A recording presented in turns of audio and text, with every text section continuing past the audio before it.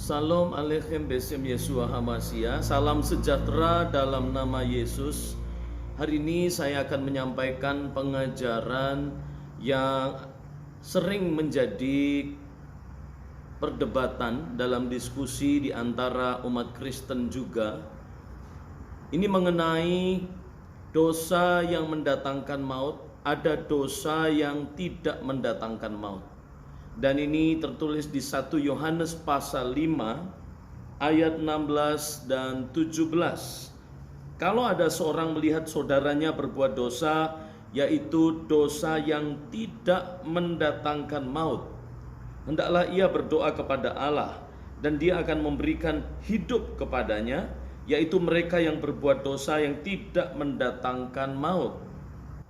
Ada dosa yang mendatangkan maut. Tentang itu tidak kukatakan bahwa ia harus berdoa. Ayat 17.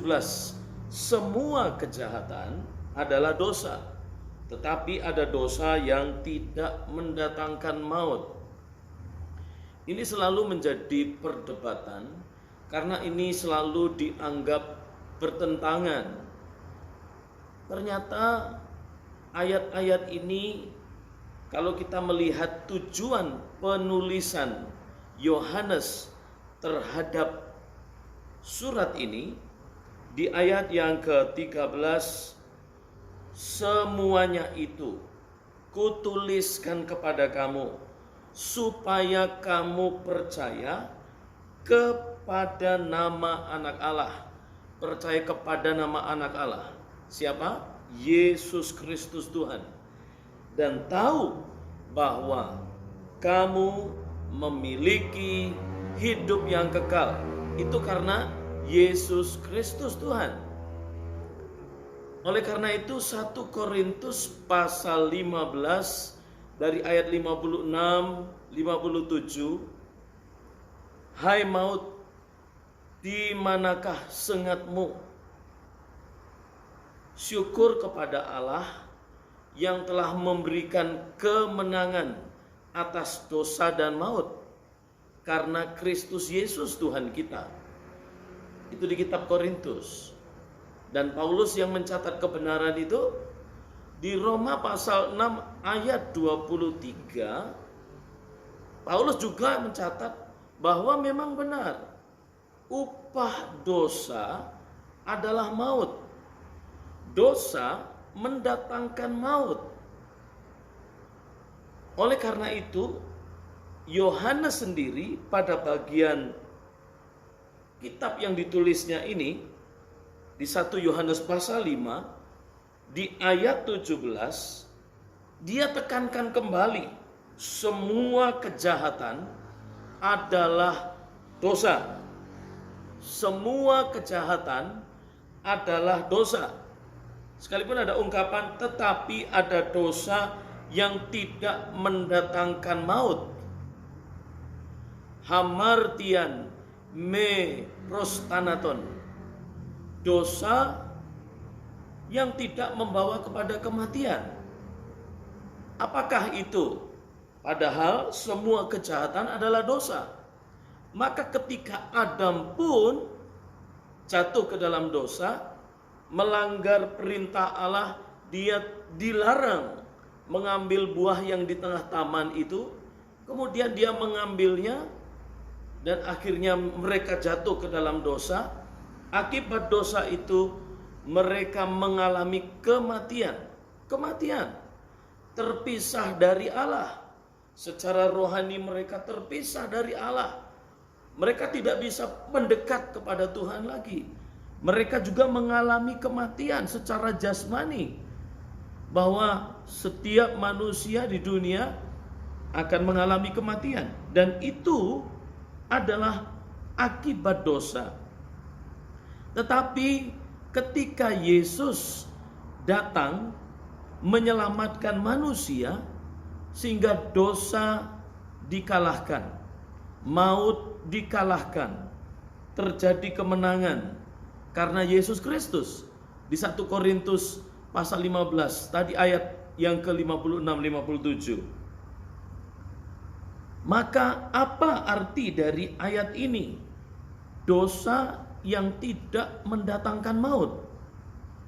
Saudara yang dikasihi Tuhan, ada bagian yang ditulis, kalau ada seseorang yang melihat saudaranya berbuat dosa, yaitu dosa yang tidak mendatangkan maut. Saudaranya ini siapa? Apakah ini hanya orang Kristen? Tentu tidak. Karena kita bukan hanya mendoakan orang Kristen, kita juga berdoa untuk orang-orang yang tidak percaya kepada Tuhan, supaya mereka percaya dan mengenal anak Allah dan memperoleh hidup yang kekal. Karena ini tujuan dari surat ini ditulis.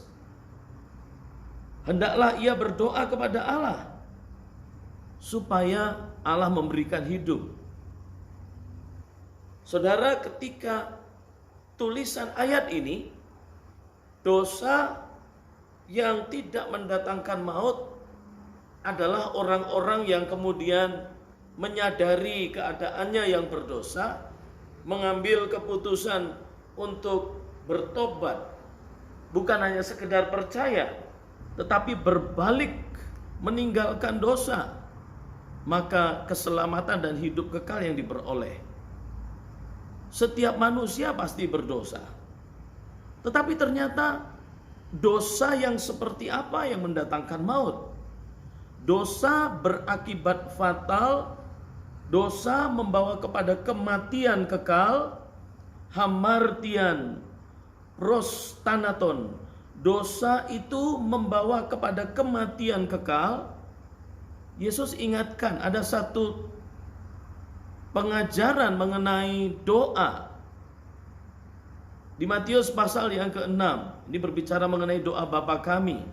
Di ayat yang ke-14 di sana dituliskan, jika kamu mengampuni kesalahan orang lain, maka Bapamu yang di sorga juga akan mengampuni kamu.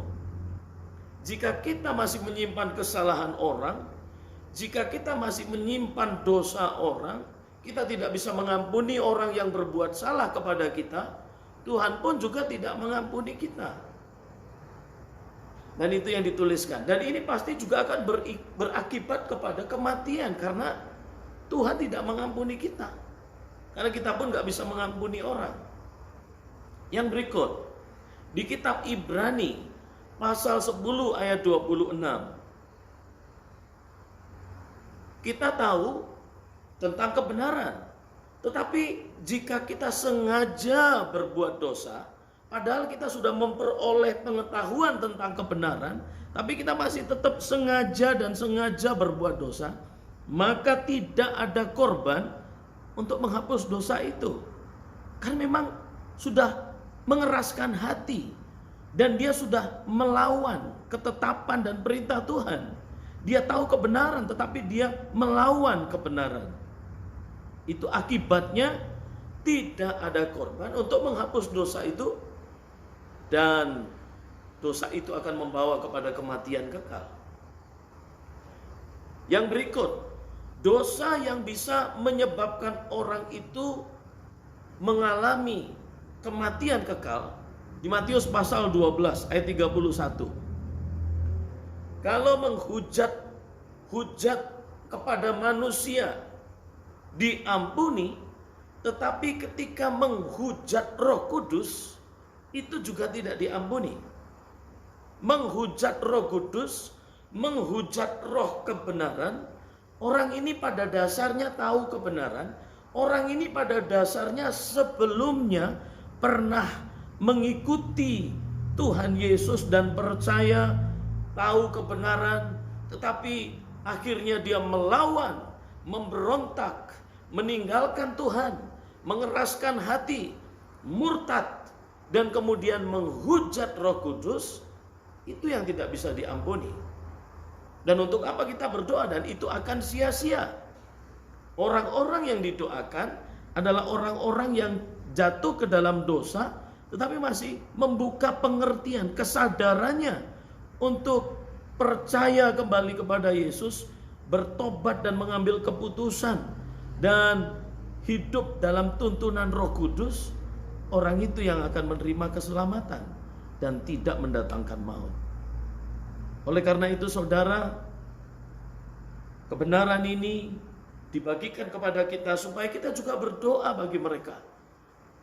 Artinya berdoa kepada orang-orang yang masih diberikan kesempatan, masih diberikan kesadaran untuk mengerti kesalahannya, kemudian berbalik dari dosanya, meninggalkan dosanya. Dia bertobat, dia mengambil keputusan untuk sungguh-sungguh menyerahkan hidupnya kepada Yesus. Maka Tuhan akan menuntunnya untuk menerima kehidupan kekal. Tuhan Yesus memberkati. Amin.